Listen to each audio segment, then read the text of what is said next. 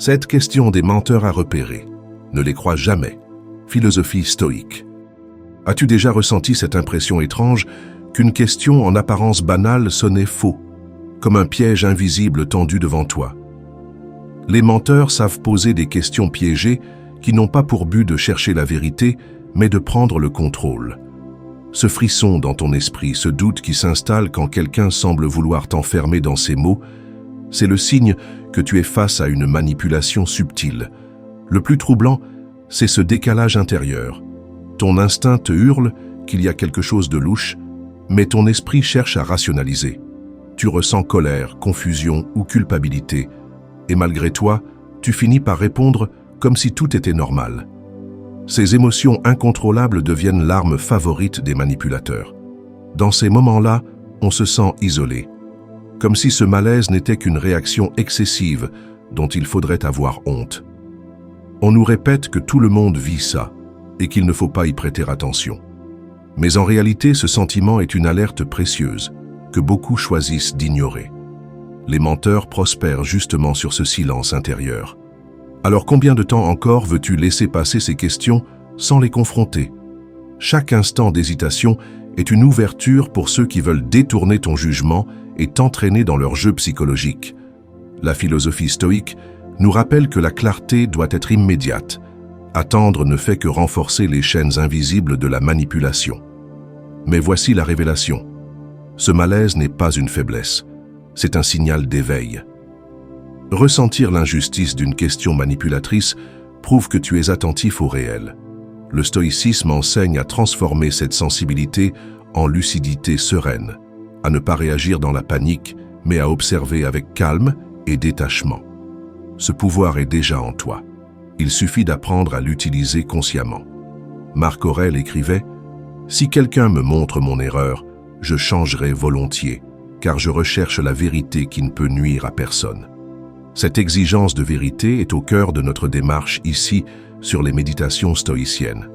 Nous explorons ensemble les ruses psychologiques des menteurs et comment la philosophie stoïque peut nous aider à les voir sans trembler ni céder à leur jeu d'ombre.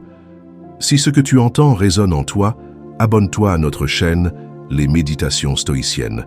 Laisse-nous un like sous cette vidéo pour soutenir notre travail et partage en commentaire ton expérience face aux questions manipulatrices que tu as pu rencontrer.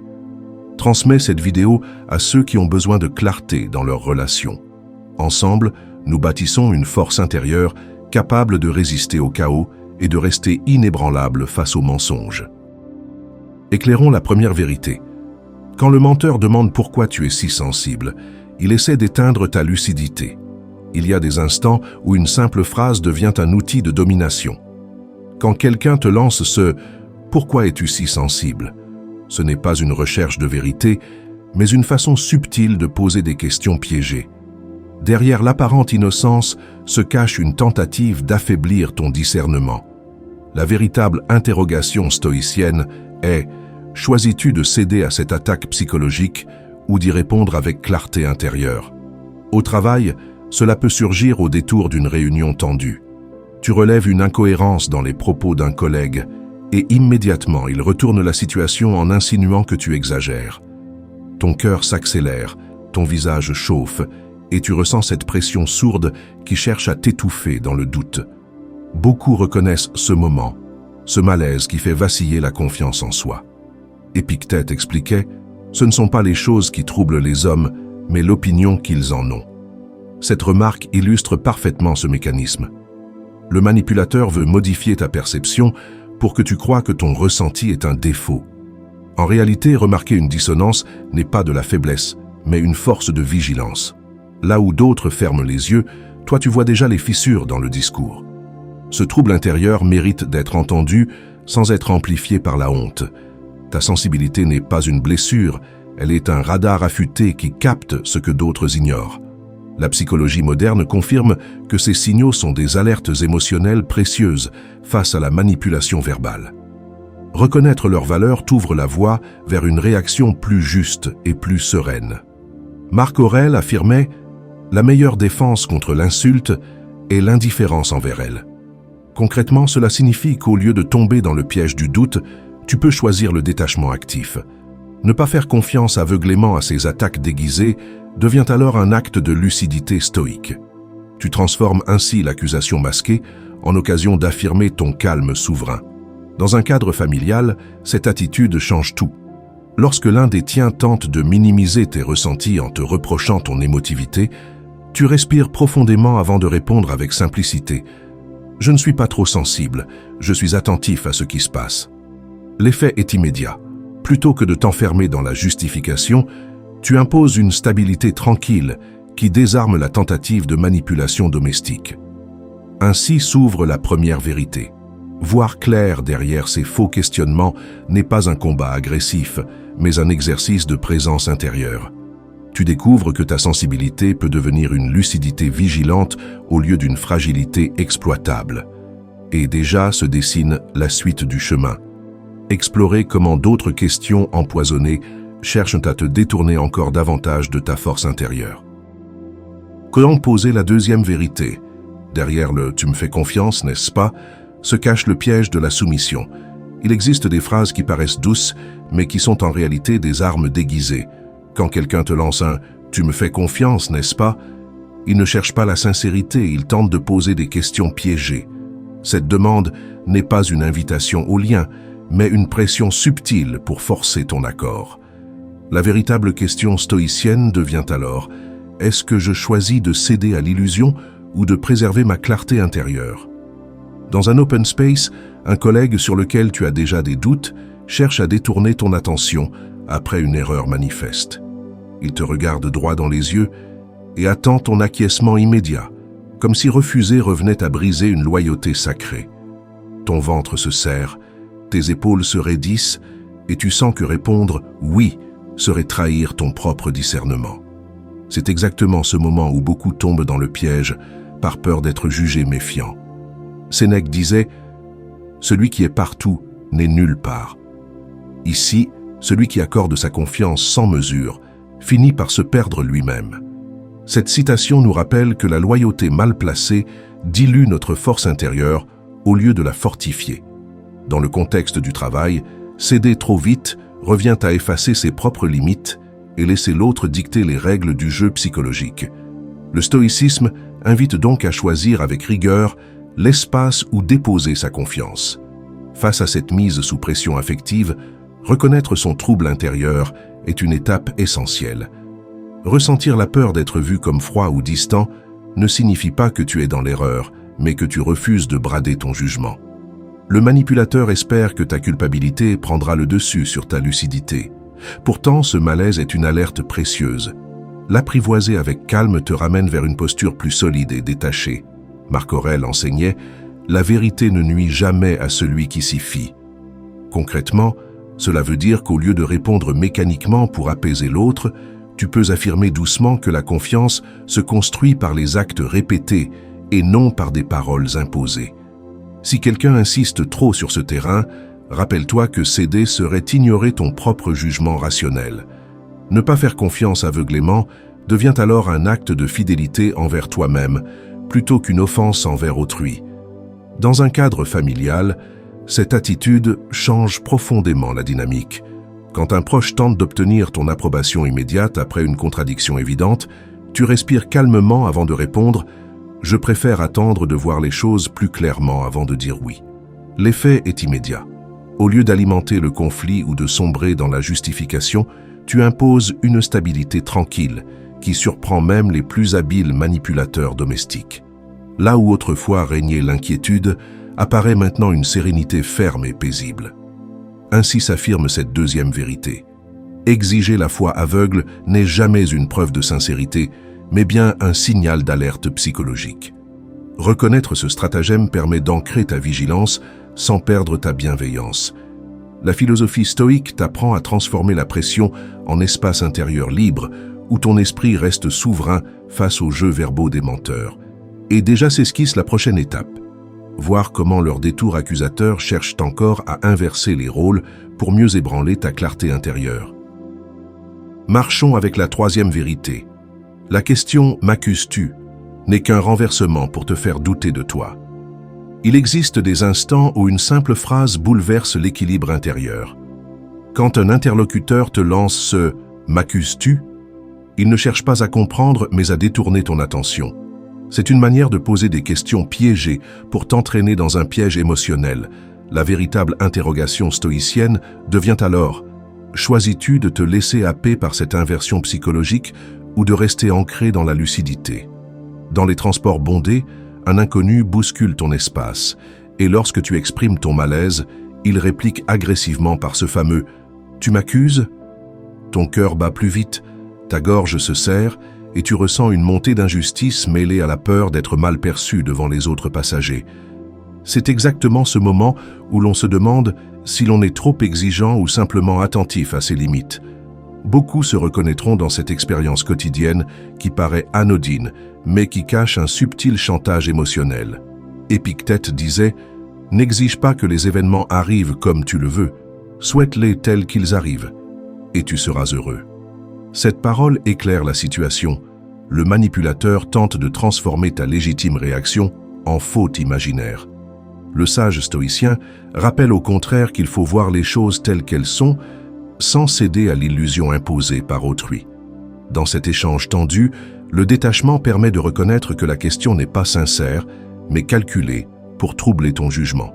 Ce trouble intérieur est normal. Sentir son intégrité remise en cause déclenche colère et confusion.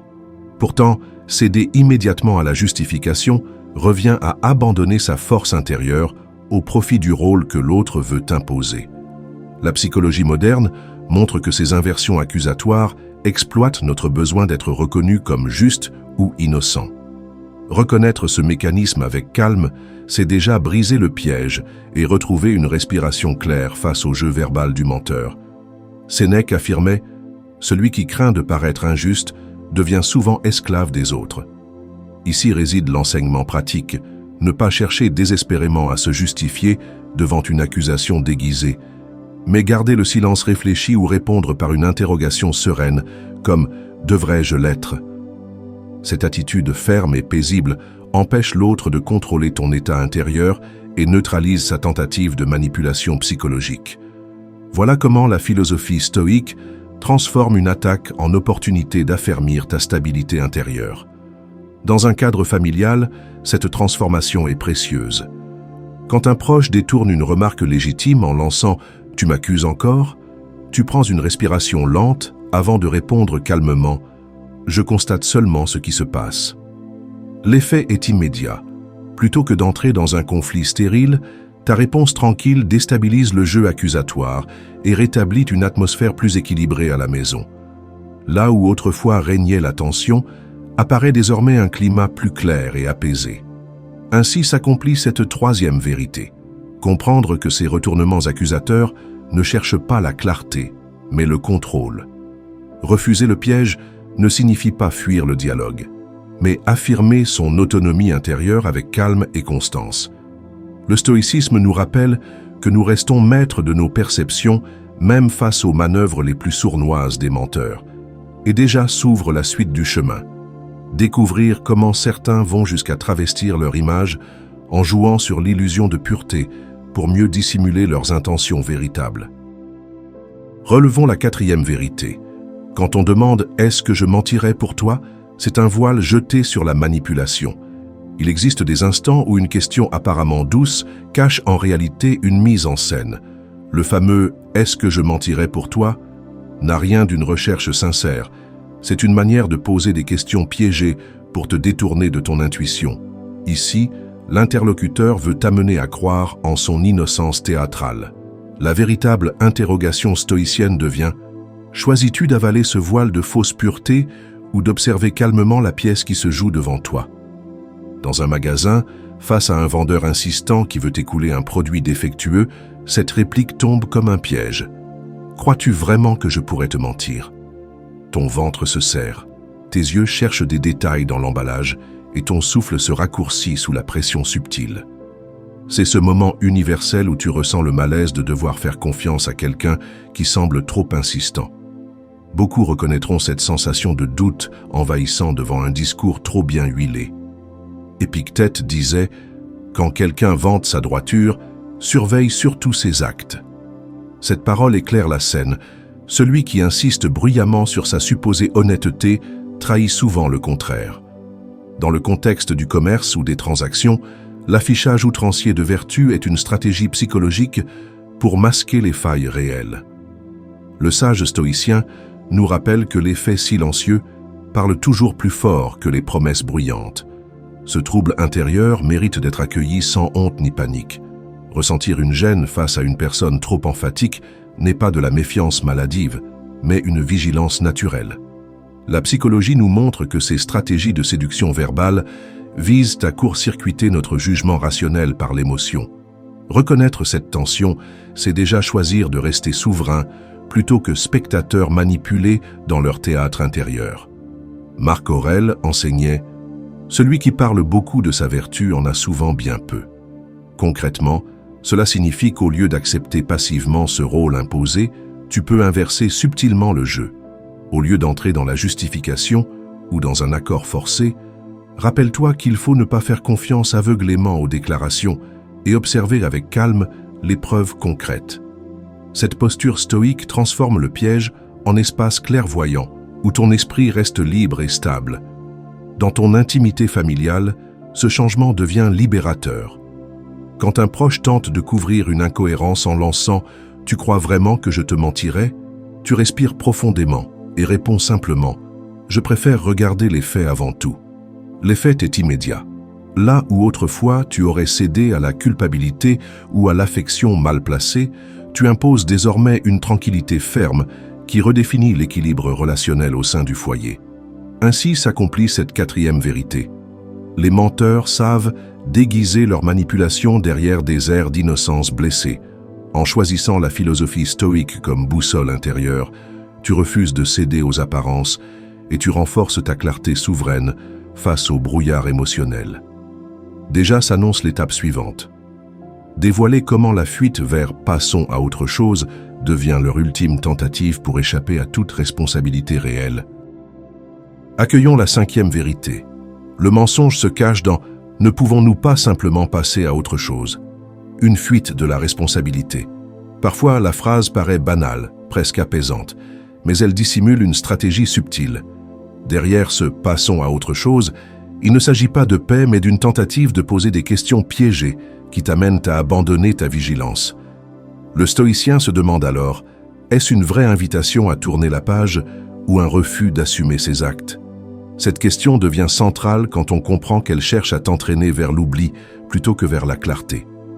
Dans un dîner familial, un proche esquive une discussion délicate en lançant ce fameux « on ne peut pas simplement arrêter d'en parler ?»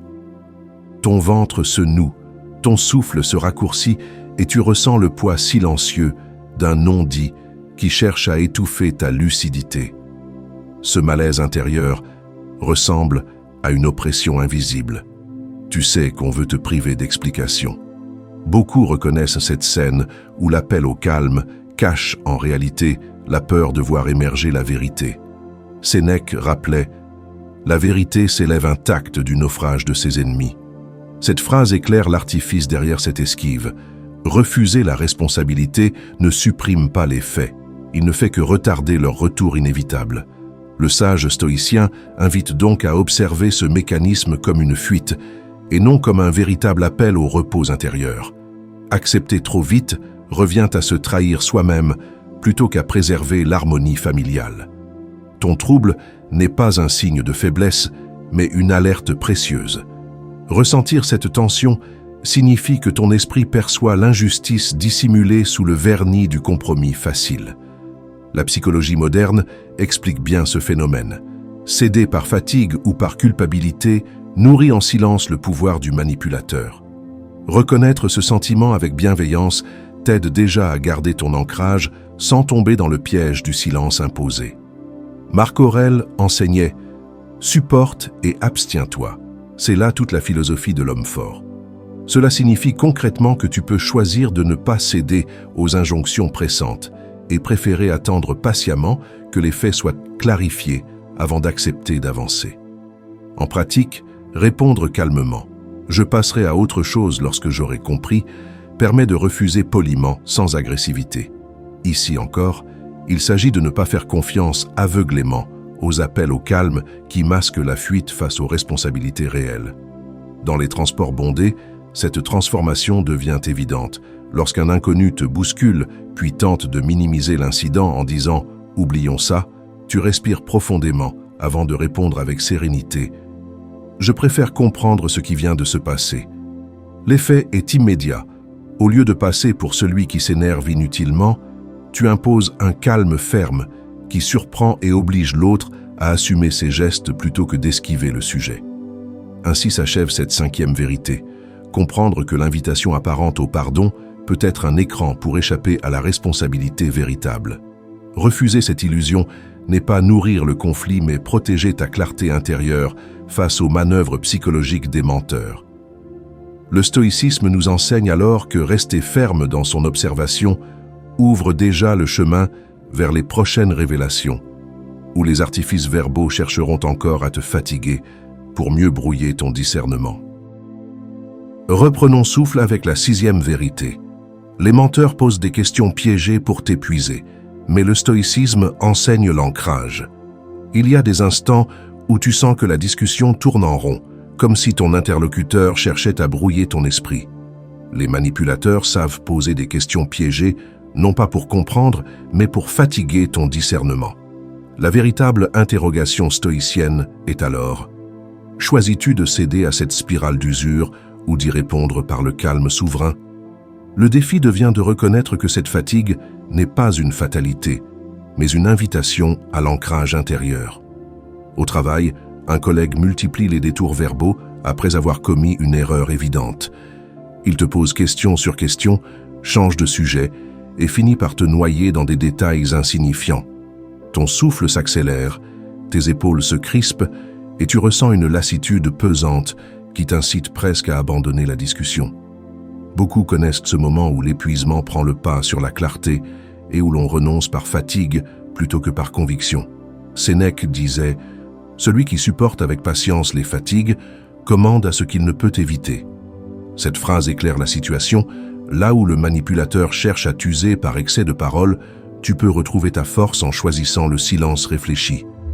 Le stoïcisme nous rappelle que le pouvoir ne réside pas dans le flot incessant de réponses, mais dans la capacité à rester stable face au tumulte verbal. Ainsi, tu transformes leur stratégie d'usure en occasion de cultiver ton endurance intérieure. Ton trouble est légitime. Ressentir l'envie d'abandonner sous la pression n'est pas une faiblesse, mais un signal d'alerte psychologique. Reconnaître cette fatigue intérieure sans s'y identifier est déjà un premier pas vers la libération.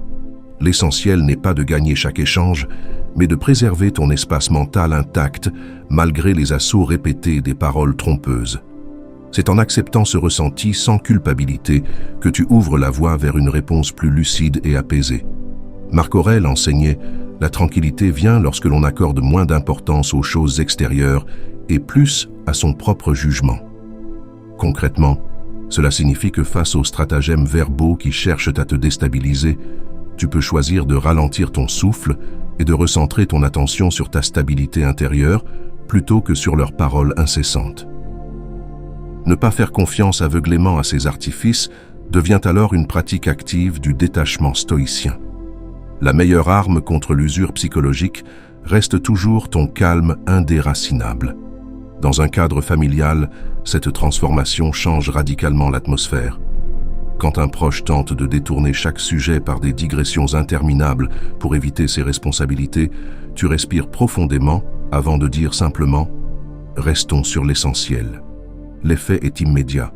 Au lieu de céder au découragement ou au conflit ouvert, tu imposes une clarté paisible qui coupe court aux manœuvres dilatoires. Là où régnait autrefois la confusion, émerge désormais une stabilité tranquille qui redéfinit le rapport de force domestique. Ainsi se dévoile cette 6e vérité.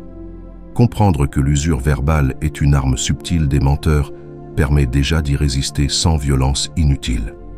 En choisissant l'ancrage stoïque comme réponse aux tentatives d'épuisement psychologique, tu deviens inatteignable là où d'autres se consument dans le doute ou la colère. Et déjà se prépare la dernière étape.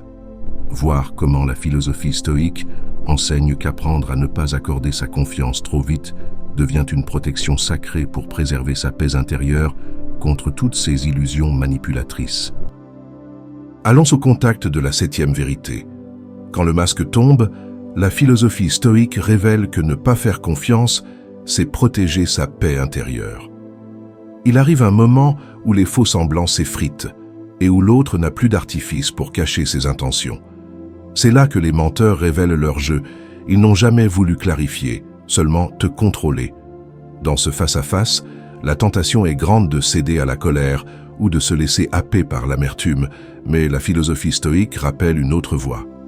La vraie question devient, choisis-tu de rester prisonnier des blessures causées par la manipulation ou de préserver ton calme souverain en refusant d'accorder une confiance aveugle? Entre amis, cette scène est universelle. Tu découvres qu'une personne que tu croyais sincère t'a dissimulé une vérité importante. Ton souffle se bloque, ton estomac se noue et une chaleur désagréable envahit ton corps alors que tu comprends que ta loyauté a été trahie. Ce sentiment d'injustice est brutal, comme si une partie de toi avait été exposée sans protection. Beaucoup reconnaîtront cette expérience où l'on oscille entre tristesse et rage face à un masque qui s'effondre. Épictète disait « Ne cherche pas que les choses arrivent comme tu le veux, mais veuille-les comme elles arrivent et tu seras heureux. » Ce rappel éclaire puissamment ce moment. La découverte du mensonge est douloureuse, mais elle t'offre aussi une clarté nouvelle. Le sage ne nie pas la tromperie, il choisit de l'accepter comme révélateur des véritables intentions de l'autre. Ainsi, plutôt que de sombrer dans le ressentiment, tu peux y voir l'occasion d'affermir ta vigilance et ton indépendance intérieure. Ressentir un tel trouble est naturel. Il prouve ton attachement à la vérité et ton besoin d'authenticité dans tes relations. Pourtant, rester enfermé dans cette douleur reviendrait à laisser le manipulateur prolonger son emprise en toi-même. La psychologie nous montre que reconnaître son émotion sans s'y abandonner permet de transformer la blessure en apprentissage précieux. Tu comprends alors qu'il ne s'agit pas d'endurcir ton cœur, mais de garder ta paix hors d'atteinte des artifices extérieurs. Marc Aurèle enseignait « Celui qui vit en accord avec lui-même, vit en accord avec l'univers ». Cette maxime montre le chemin pratique. Refuser les illusions ne signifie pas fermer son esprit, mais choisir avec soin à qui offrir sa confiance. La solution n'est pas d'éviter toute relation, mais d'appliquer une attention constante aux actes plutôt qu'aux paroles flatteuses. C'est ainsi qu'en apprenant à déceler ces stratagèmes subtils et à éviter les questions insidieuses, tu protèges ton équilibre intérieur tout en restant ouvert au monde réel. Dans le cadre du travail, cette transformation devient visible. Lorsqu'un collègue déjà pris en flagrant délit tente encore de regagner ta complicité par des promesses enjolivées, tu réponds calmement « Je préfère attendre des preuves concrètes avant d'avancer ». L'effet est immédiat. Au lieu de tomber dans le piège du pardon précipité ou du conflit stérile, tu imposes une stabilité tranquille qui force le respect même chez ceux qui cherchaient à te manipuler. Là où régnait autrefois la confusion, apparaît désormais une autorité paisible et claire. Ainsi s'accomplit cette 7e vérité. Comprendre que ne pas faire confiance trop vite n'est pas un signe de froideur, mais un acte de préservation sacrée de ton esprit. Chaque masque qui tombe devient une opportunité de renforcer ta lucidité stoïque et ta résilience psychologique face aux illusions humaines. Le calme intérieur reste toujours ta meilleure arme contre les jeux trompeurs des manipulateurs, et déjà s'annonce l'ouverture vers d'autres explorations où le stoïcisme continue d'éclairer nos chemins au milieu des ombres modernes. Tout au long de ce chemin, tu as vu comment les menteurs utilisent des artifices verbaux pour troubler ton esprit, poser des questions piégées et détourner ton discernement. Ces tactiques de manipulation exploitent tes émotions et cherchent à t'éloigner de ta propre lucidité. Le stoïcisme t'invite à accueillir ce trouble non comme une faiblesse, mais comme un signal d'éveil. En distinguant ce qui dépend de toi, ta maîtrise intérieure, de ce qui ne dépend pas de toi, leur jeu psychologique, tu apprends à transformer la vulnérabilité en vigilance, la réactivité en présence calme. Dans cette clarté sereine s'accomplit déjà une transformation intérieure fondée sur la philosophie stoïque. De cette traversée émerge une nouvelle réalité.